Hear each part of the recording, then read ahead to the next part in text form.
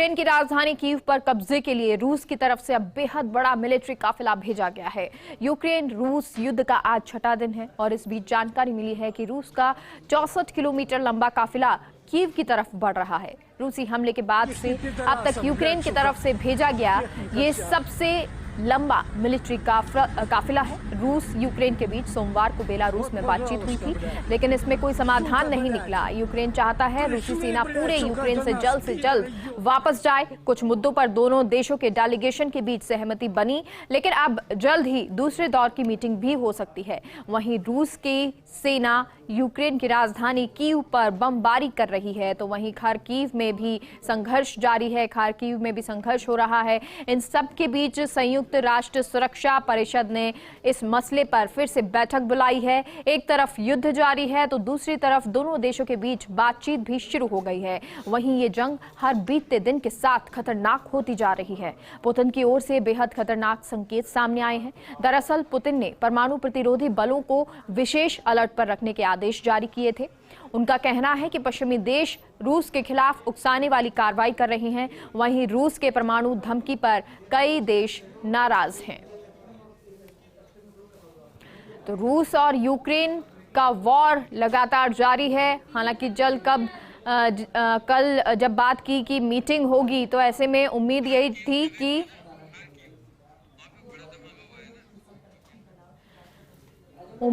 थी कि कुछ बात बनेगी, लेकिन आपको अब अपडेट दे देते हैं। खार्किव, यहाँ ये धमाके की ये तस्वीर आपको दिखा रहे हैं। लगातार रूस जो है वो धमाके कर रहा है, मिलिट्री ऑपरेशन चला रहा है, मिसाइल्स छोड़ रहा है, मिसाइल्स दाग रहा है यूक्रेन पर। और ये खार्किव की आपको तस्वीर दिखा रहे हैं जहां पर ये धमाका हुआ है। और इन सब के बीच में भारत ने भी अलर्ट जारी कर दिया है कि जितने भी भारतीय कीव में हैं वो सभी तुरंत वहां से बाहर निकले, बाहर की ओर जाएं, कीव से निकलें।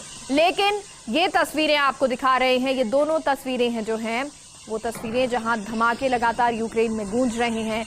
रूस और यूक्रेन वॉर के बीच एक बड़ी खबर है। यूक्रेन की राजधानी कीव में स्थिति बिगड़ती जा रही है और इसी बीच वहां फंसे भारतीयों को सख्त एडवाइजरी जारी की गई है। और एक मीडिया रिपोर्ट के मुताबिक इसमें कहा गया है कि सभी भारतीय नागरिक और छात्र कीव को आज ही छोड़ दें, यानी कि आज ही वहां से निकलें। कहा गया है कि कीव छोड़ने के लिए जो साधन उनको मिले उसे तुरंत पकड़ के वे वहां से निकल लें। यूक्रेन में मौजूद भारतीय दूतावास की तरफ से कहा गया कि ट्रेन या जो भी यातायात का साधन मिले उसे पकड़कर लोग कीव से आज ही निकल जाएं। तो कीव से बाहर निकलने की जरूरत, और शायद इसलिए क्योंकि अब जो हालात हैं वो बिगड़ते हुए नजर आ रहे हैं। रूस लगातार धमाके कर रहा है और परमाणु को लेकर, परमाणु तैयारी जो है उसको लेकर, न्यूक्लियर तैयारी को लेकर भी कहा जा रहा था कि जो तैयारी रूस की तरफ से की जा रही है उसको लेकर बहुत सारे देश नाराज नजर आ रहे हैं।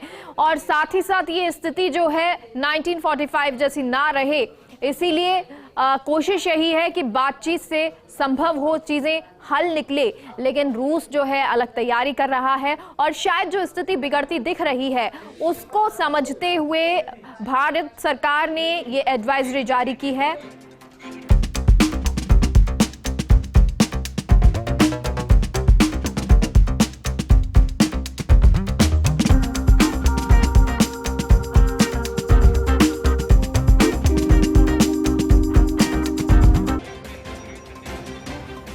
और आपको ये भी अपडेट कर देते हैं कि 64 किलोमीटर का काफिला मिलिट्री का रूस का, जो कि अब कीव में प्रवेश करने वाला है। अगर ऐसा होता है, क्योंकि लगातार यूक्रेन की सेना भी लड़ रही है, लेकिन ये सबसे बड़ा काफिला अभी तक का माना जा रहा है।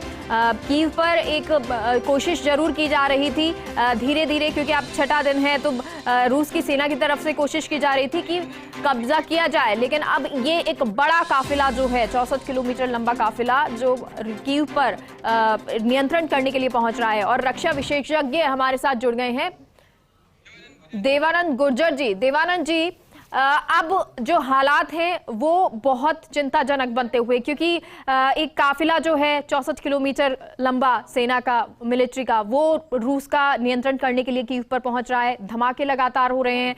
वहीं भारत ने भी एडवाइजरी जारी की है भारतीयों के लिए कि आप तुरंत कीव से निकलें।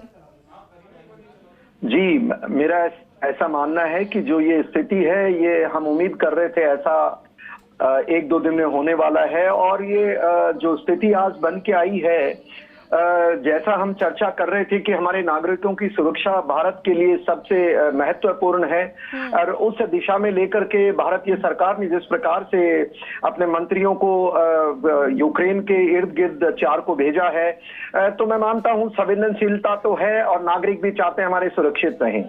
पर जो आज जो ये जिस प्रकार से भारतीय पहले भी भारत की सरकार ने वार्निंग्स दी थी और बताया गया था कि भाई आप एडवाइजरीज इश्यू की थी कि आप निकल जाइए, करीब 10-12 दिन पहले दी।